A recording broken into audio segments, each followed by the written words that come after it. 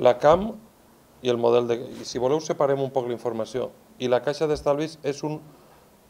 ha arribat a la situació en la que està per un model d'economia especulativa al nostre territori.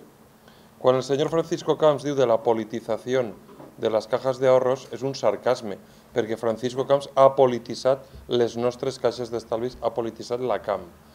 Paco Camps és el culpable de la situació la que té la CAM, una caixa d'estalvis que tenia que fer obra social al servei dels ciutadans i l'ha relegat a una situació de, francament, insostenibilitat.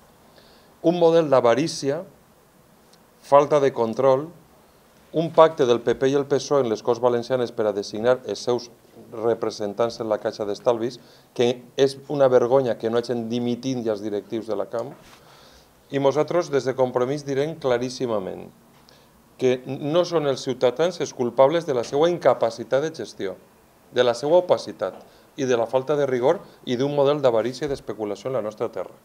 I que des de Compromís el que volem és que la CAM demani ajudes al FROB, ajudes públiques, i que es nacionalitzi la CAM per a que siga un servei als ciutadans i que continuï prestant obra social. La CAM té futur, però no amb els que l'han portat a aquesta situació tan difícil i tan negativa. En aquests moments també considerem que la transparència, el rigor, el servei públic també s'han d'expressar en el que són les caixes d'estalvis i si no tinguérem un president tan negat i una oposició tan inútil com la del PSOE, podríem recuperar la CAM per als ciutadans. I aquest és el compromís de Compromís, recuperar la CAM per als ciutadans i que pugui funcionar com a obra social, com ha fet tant de temps, una banca pública al servei dels ciutadans d'esta terra.